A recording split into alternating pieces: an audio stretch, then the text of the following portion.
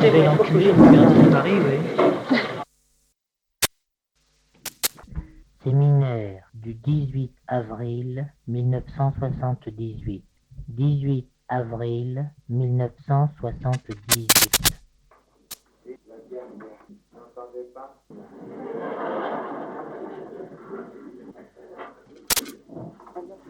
Ça ne marche pas? Bon, je vous signale que ce que je vous ai dessiné la dernière fois, sous la forme de cette bande que j'ai faite mieux que j'ai pu, si on la coupe en deux, le résultat, si on la coupe en deux, comme ceci, le résultat est ce qu'on appelle un nœud à trois, c'est-à-dire quelque chose se présente comme ça.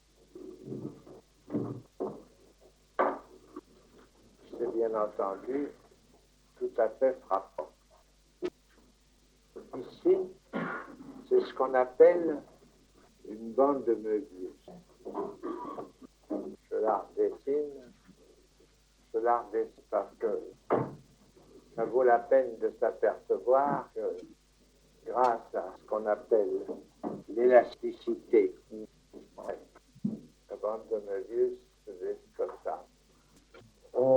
D'autres termes, on retourne ce qui apparaît sous cette forme. La forme présente est celle qui apparaît sur la couverture. Et la véritable bande Möbius est celle-ci. Il y a ce que très légitimement Jean-Claude Terrasson qui est là et qui m'aide, ce que très légitimement Jean-Claude Terrasson appelle une demi-torsion. Et là, sous la forme où j'ai fait fonctionner la dernière fois, puisque c'est ce que je vous ai dessiné la dernière fois, il y a 3 demi-torsions. Par contre, il est possible de faire une seule torsion. C'est ce qui est manifesté dans la figure 2. Il y a effectivement une seule torsion.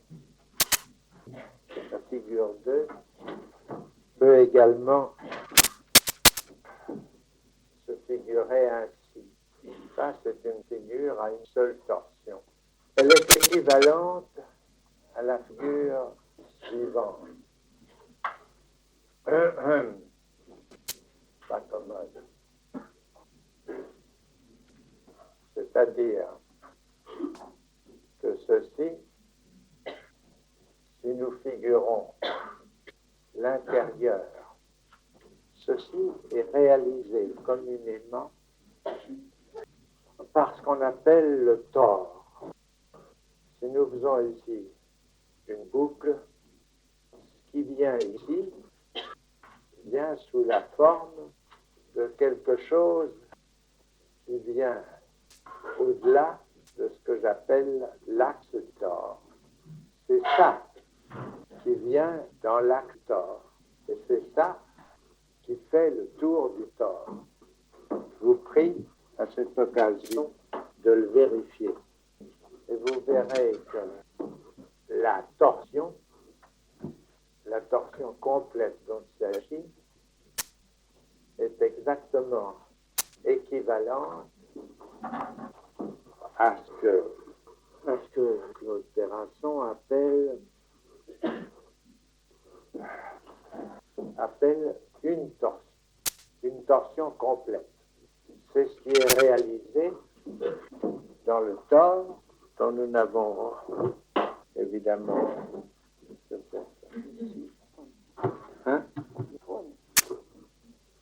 la torsion complète est tout ce qu'on peut faire sur un tore, ce qui n'est bien entendu pas surprenant, parce que il n'y a aucun moyen d'opérer autrement sur un tore. Si sur un tore, vous dessinez quelque chose coupe qui coupe en passant ce qu'on appelle derrière le tort, qui revient en avant et qui repasse derrière le tort. Ce que vous obtenez, c'est quelque chose qui est comme ça et qui s'achève de la façon suivante.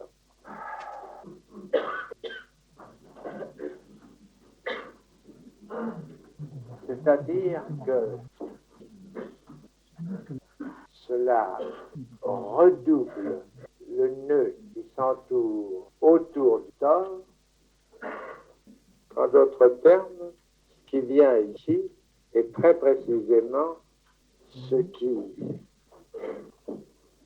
qui passe autour de ce que j'appelle l'acte.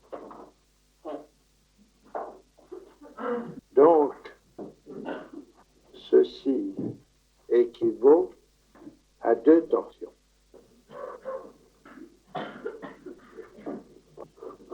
Ici, une torsion, et là, deux torsions. Je vais prier maintenant Jean-Claude Terrasson de prendre la parole pour nous commenter ces figures qu'il a faites là. Ceci est une bande de Möbius. Alors on peut poser le thème, la place pavé avec des bandes de Möbius, c'est-à-dire la place.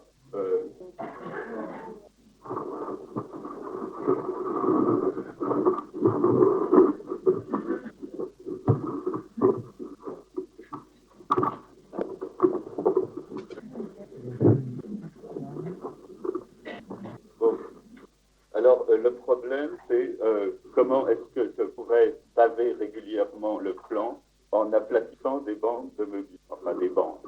Et on peut commencer par la bande à zéro torsion, bon, qui est, si on dessine uniquement les bords, hein, on les dessine comme ça, ils sont liés que par le fait que la bande a une certaine matérialité pour lier ces deux bords. Bon, alors pour mettre cette figure à plat, pour l'aplatir et obtenir quelque chose qui pave régulièrement le plan, c'est-à-dire un polygone régulier. Enfin, il y en a pas des masses, il y a l'hexagone, le carré et le triangle équilatéral. Bon, pour ça, j'ai une solution très simple qui est de coller les deux bords ensemble, enfin accoler un bord à lui-même et aplatir. C'est-à-dire que ce fait assurer ce qui tient là où la surface vient deux fois l'une sur l'autre, c'est ça. Donc, j'obtiens un carré. Bon, là, c'est pas un carré, mais ça pourrait être, à condition que ma bande ait le double de longueur que de largeur. Et j'obtiens un carré.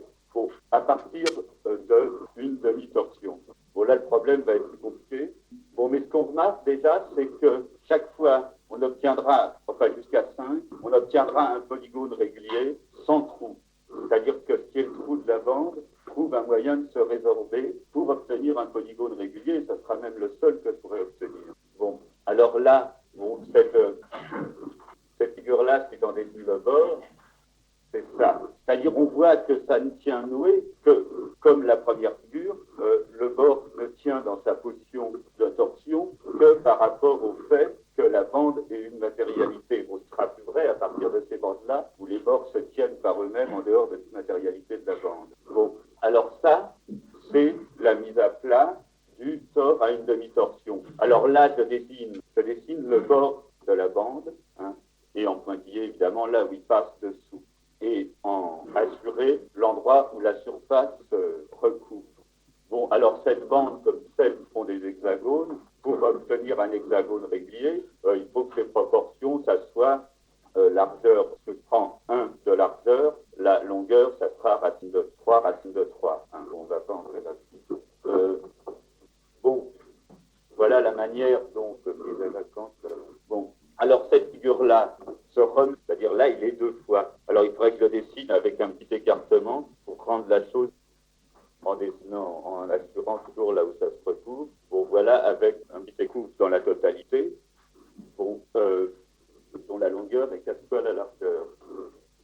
Bon, je peux encore mettre à plat et j'obtiens cette figure-là. C'est-à-dire que je le fais avec une bande, c'est la bande à 4 demi-torsions, c'est-à-dire à 2 torsions. Bon, et on pourrait dire également que c'est le corps à 2 trous. Je dessine les bords du trou. Donc voilà comment on retourne. Et à celui assis. On pourrait encore faire une figure régulière avant l'espace. C'est toujours un trou virtuel qui est un point. Là, comme un triangle. Tu as fait avec le bord qui passe derrière. Et donc, si tu réduis ces 3 bords à net, qui va. C'est pas facile. Et où tu auras en fait, comme ça va passer derrière, là. Passe derrière, et ça donne ce bord-là. Celui-là, il n'est plus réduit. Et qui a la forme d'un triangle à 3 épaisseurs avec une première et une troisième fois pour passer derrière. Et la question, c'est que tu posais presque obligatoire de la virtuelle soirée avec celle. Voilà.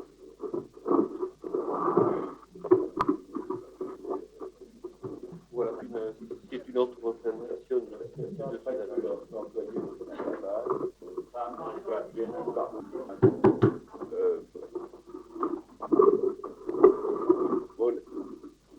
pourquoi j'ai fait cette représentation-là, bon, et pas celle-là, c'est parce que, bon, ici, bon, j'ai au maximum une double épaisseur et une simple épaisseur. Bon, et que ça, bon, je peux évidemment le représenter, comme ici d'ailleurs, bon, par des pavés dont je peux paver le plan. Bon, ouais. Et alors,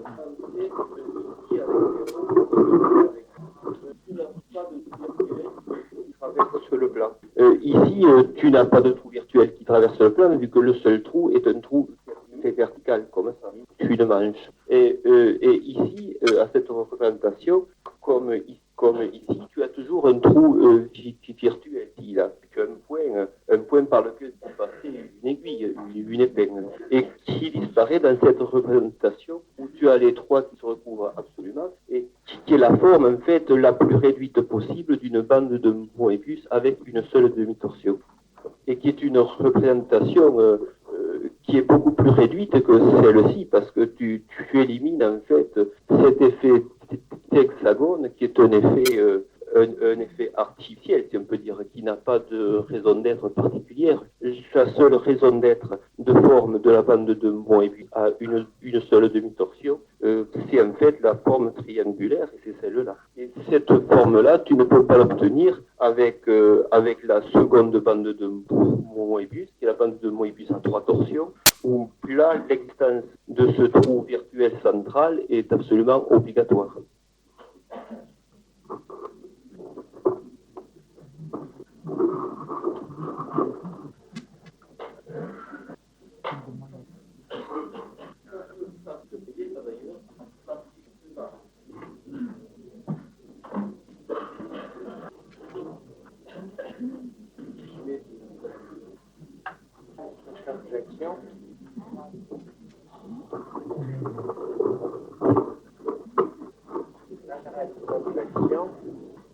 Les deux bouts, celle-là. Et que Elle est au théâtre.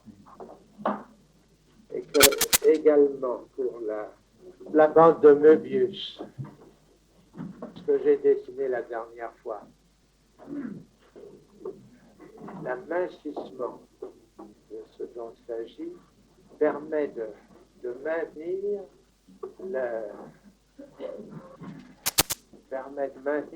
la forme qui aboutit au nœud à 3. Et ceci veut dire la bande de Möbius, comme il est bien connu, la bande de Möbius divisée en 2 fait un 8. L'imaginaire est bon, se recouper en 2, une forme, c'est-à-dire quelque chose dans l'arcade. C'est mon souvenir. Je crois que c'est pas. Je crois que c'est comme ça. Lorsqu'on dit 2 fois une bande, on obtient dans la table qui n'est pas nouée par un effort, parce que qui n'est pas une simple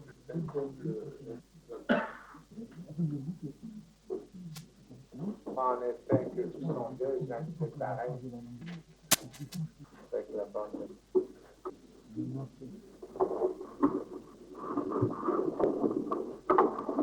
a quelque chose là, pourtant pas clair.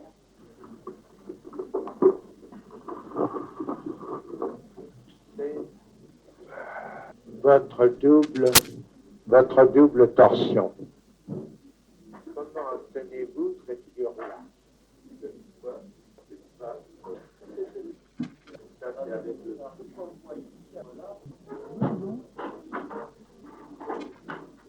En quoi les deux bords font-ils enlacement? Car enfin, c'est un fait qu'ils font enlacement. Font enlacement. C'est la première chose par eux-mêmes. Oui.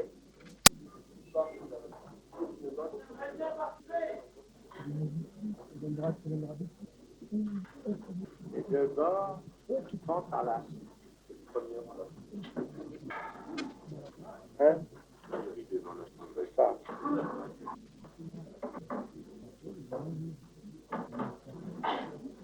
Je vous fais mes excuses. Il y a un moyen de faire un nœud borroméen avec le nœud à croix. Pourtant, la question est de savoir s'il y a un autre moyen de faire un nœud borroméen avec le nœud à croix. Si on groupe les trois, il est bien évident que ce qu'on obtiendra, ce sera la même chose. Ce sera la même chose que ce qu'on obtient avec la bande de Möbius. Est-ce qu'il y a moyen, en décalant de la croix, c'est à ça que je suis exprimé, en décalant de la croix, si un bien déplace la croix,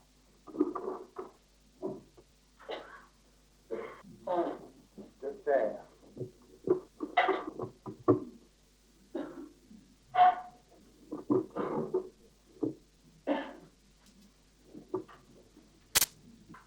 faire que on puisse passer le second de la croix, on peut passer, c'est ça la Bible, on peut passer celui qui est ce que je vous propose de mettre à l'épreuve, puisque je n'ai pas pu le mettre à l'épreuve moi-même. Il faut d'autre part bien se dire que ce nœud à croix lui-même vise en Dieu. Veut dire qu'il est susceptible d'être coupé et que, coupé par le Dieu, et que ça donne un certain effet que je vous propose également de mettre à l'épreuve. Ceci nous promet pour la séance 9 mai quelques résultats auxquels je m'efforcerai moi-même de donner une solution. Promis qu'il me change